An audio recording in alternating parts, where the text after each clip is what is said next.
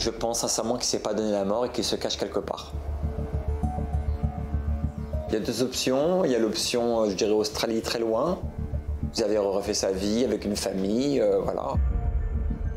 Et il y a la deuxième option, qui n'est pas inintéressante, parce que ça ferait partie de Xavier, le joueur d'échecs. Alors qu'on croit que Xavier est au bout du monde, pas du tout. Il est caché à 30 km de Versailles, dans une propriété près de la forêt.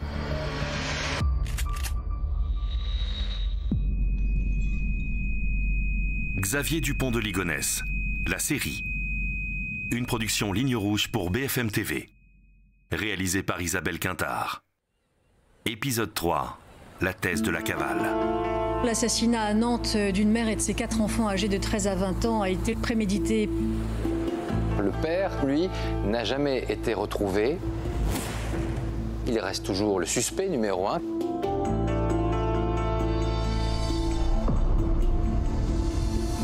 Personnellement, je pense qu'il est vivant. Mon intime conviction, c'est qu'il n'est plus de ce monde.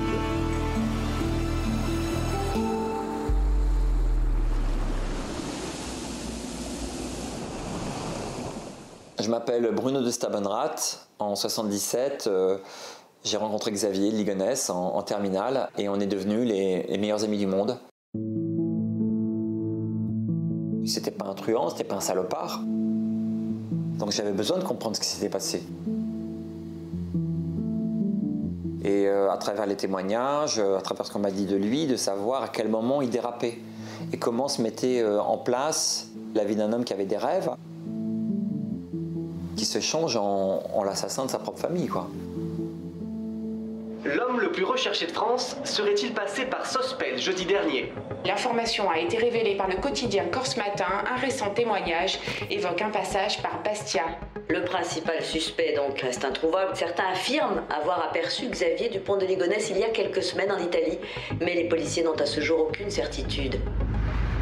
Alain Vasquez est un ex-enquêteur de la brigade criminelle. Il a tenté de suivre la piste de différents signalements dans la disparition de Xavier Dupont de Ligonnès. Il y a une histoire troublante d'un automobiliste à Lançon de Provence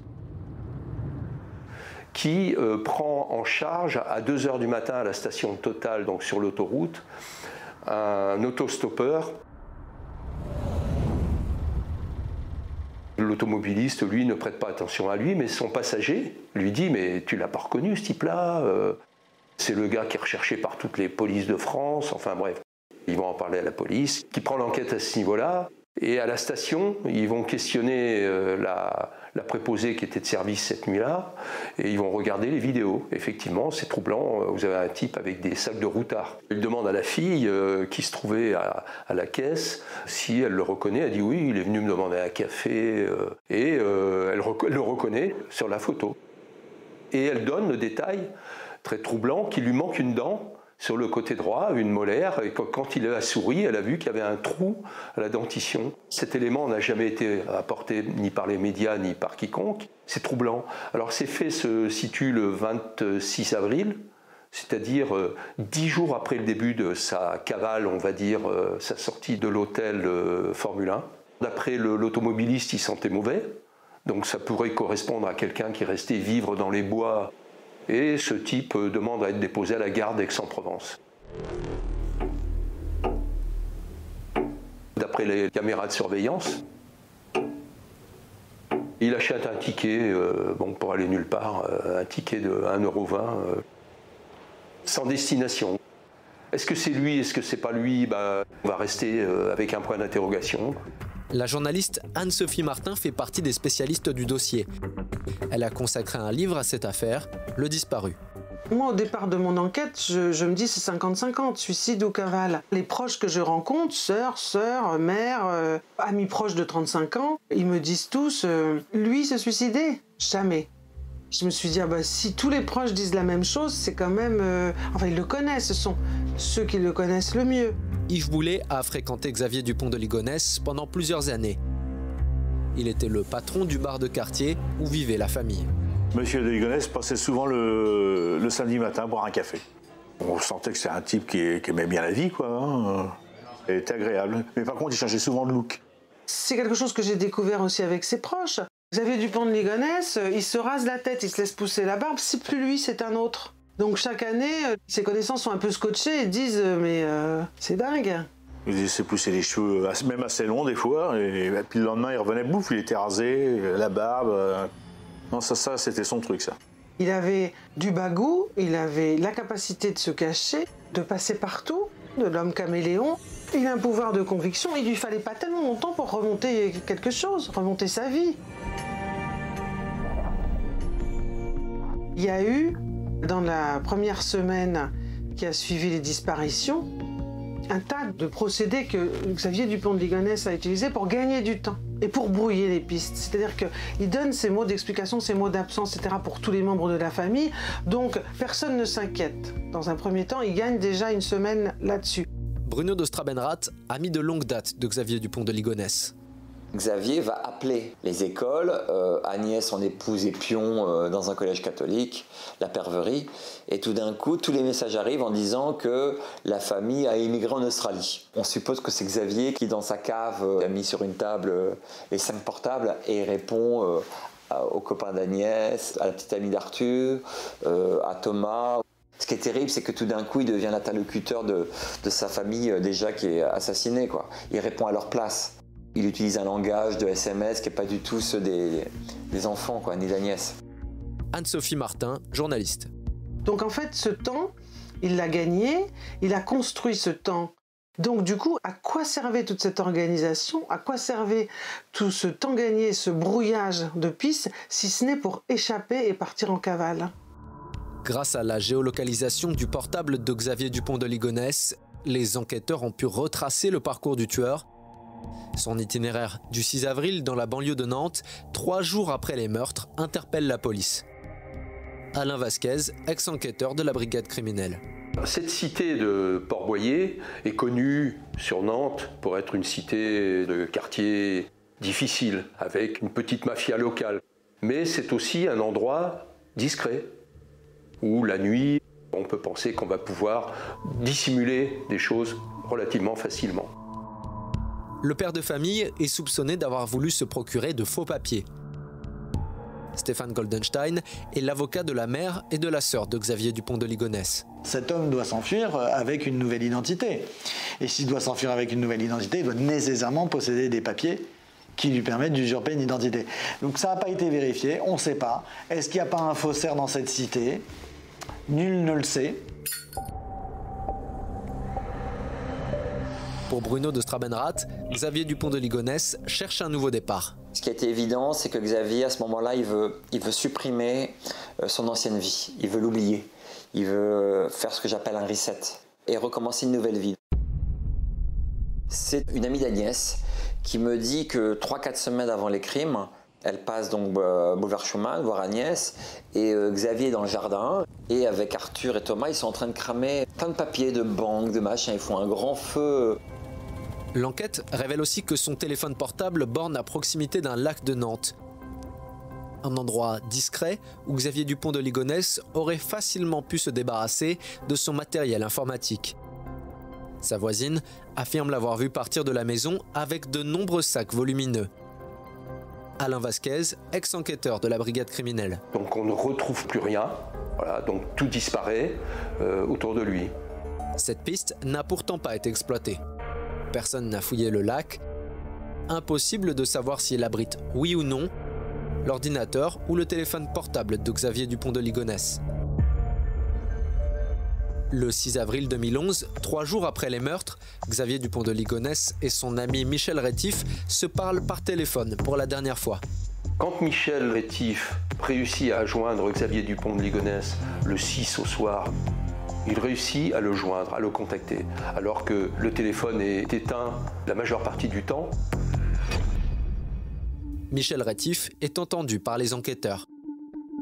Vous êtes le seul correspondant de Xavier Dupont de Ligonnès ce 6 avril 2011. Que pouvez-vous nous dire sur cette coïncidence? Je ne vois pas. J'ignore pourquoi j'ai été le seul correspondant de Xavier ce jour-là. Quel a été le sujet évoqué? Je ne me souviens plus. Monsieur Rétif, essayez-vous de cacher quelque chose sur Xavier? Non, je ne cache rien. Je ne me souviens plus de ces 25 minutes. quand on fait la comparaison du bornage téléphonique de Michel Rétif, un des amis les plus proches de Xavier Dupont de Ligonnès, c'est effectivement troublant. Xavier descend dans le sud et il se trouve que cet ami Michel se trouve également dans le sud. Ils sont à très peu de distance l'un de l'autre. Pouvez-vous nous donner des explications sur cette coïncidence? J'étais dans la région pour un déplacement professionnel. Le 13 avril, j'ai dîné et passé la nuit au Mercure de Fréjus. Nos constatations techniques sur votre facturation détaillée font apparaître que vous n'avez pas passé la soirée du 13 avril 2011 à l'hôtel Mercure de Fréjus, comme vous venez de le déclarer, mais vous vous êtes rendu à Grimaud et à Saint-Tropez. Vous n'avez regagné l'hôtel qu'aux environs de 22h55. Expliquez-vous sur cette nouvelle contradiction. Je ne vois pas. Je ne me souviens pas. Monsieur Rétif, vous nous mentez. Expliquez-vous sur ces faits. Xavier aurait pu avoir un complice sur place à qui il n'aurait pas, évidemment, dit ce qu'il avait fait. Il arrive, il dit « tu m'emmènes quelque part », etc. Mais il faut imaginer cette personne qui ensuite apprend que ce qui s'est passé, 5 meurtres, et qui ne dit rien. Michel, il était atteint d'un cancer et il s'est suicidé. Il a fait d'ailleurs une dernière soirée où il a invité ses bons amis. Puis 3-4 jours après, il s'est mis dans une baignoire et il s'est ouvert les veines. Moi, je ne sais pas si il aurait pu partir en cachant ça, quoi, en quelque sorte. Qu'il avait aidé quelqu'un qui avait tué sa femme, ses 4 enfants. C'est lourd, quoi. Hein.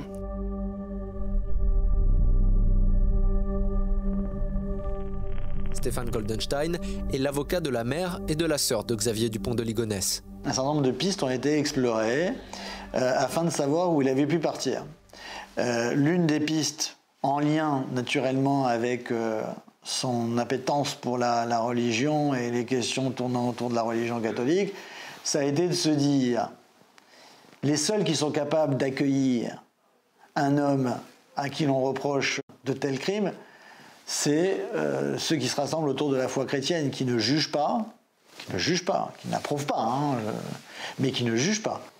Personne n'a oublié cette affaire glaçante et jamais résolue. La disparition mystérieuse de Xavier Dupont de Ligonnès, recherché pour avoir exécuté son épouse, ses 4 enfants. 7 ans après, il y a une alerte prise très au sérieux ce matin.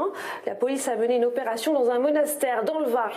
C'est l'essence même de ces monastères que d'accueillir celui qui le demande, le pécheur, qui veut se repentir, et qu'il n'y a pas de plus haut pardon que celui du Seigneur, et en particulier dans ces monastères qui n'ont pas reconnu Vatican II et qui ont continué de penser que la justice divine était supérieure à la justice des hommes. À partir de là, il n'y a pas de raison qu'ils n'accueillent pas Xavier parce que c'est Dieu qui va s'occuper de rendre justice et non les hommes. Une nouvelle fois, il reste introuvable. 2 heures après leur arrivée, les enquêteurs de la police judiciaire repartent sans Xavier Dupont de Ligonnès. La question de la foi, de la religion, est au cœur finalement de cette affaire, parce que c'est un homme qui était véritablement hanté, torturé, taraudé par la question de la foi jusqu'au bout. Quand on sait que plusieurs mois avant les meurtres, il passait son temps sur des sites de discussion catholiques, à parler de Dieu, des anges, de Lucifer, de l'ascendance de Jésus, etc. Et qu'après les meurtres, il a continué à aller sur des sites de discussion catholiques. Donc cette question religieuse est au centre de l'affaire. À des proches, Xavier Dupont de Ligonnès a déjà raconté que sa mère entendait des voix. Au début des années 70, elle crée sa propre église, qui s'appelle l'église de Philadelphie. L'église de Philadelphie, ça n'a rien à voir avec Philadelphie aux États-Unis. C'est Philadelphie en rapport avec l'Apocalypse de Saint Jean, où il y avait 7 églises, Smyrne, Éphèse, etc. Et il y avait une des églises qui s'appelle Philadelphie, qui était la seule qui échappait au courroux du Seigneur. Et donc Xavier grandit dans ce milieu apocalyptique, c'est-à-dire le monde est gouverné par Satan, l'Apocalypse est proche, il faut se repentir, et seuls ceux qui se repentent pourront échapper au courroux de Dieu, et pour ça il faut venir dans mon église, parce que les autres sont corrompus. Rose-Laure Ben David a enquêté sur l'affaire pour Paris Match. Les enquêteurs ont souvent regardé du côté de la mère de Xavier. Ils ont été perquisitionnés au domicile de la mère et de la sœur qui habitent ensemble. Ils ont retrouvé plusieurs téléphones portables et 13 000 € en liquide. Vu que sa mère et sa sœur le pensent complètement innocent, on est en mesure de se demander si elles n'ont pas pu l'aider. Donc c'est pour ça que les enquêteurs se sont beaucoup penchés dessus. Malheureusement, cette piste, aussi intrigante qu'elle est, n'a jusqu'alors pas donné grand-chose. Bruno d'Ostramenrath, qui connaît Xavier Dupont de Ligonnès de longue date, est convaincu que son ami a pris la fuite en Amérique du Sud.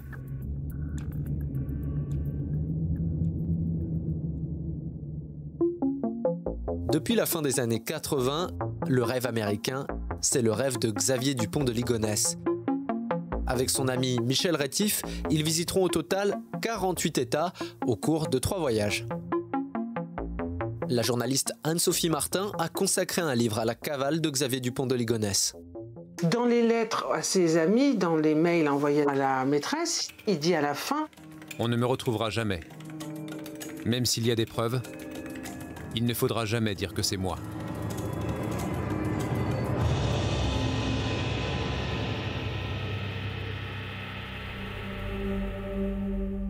Xavier Dupont de Ligonnès, la série. Une production Ligne Rouge pour BFM TV. Réalisée par Isabelle Quintard.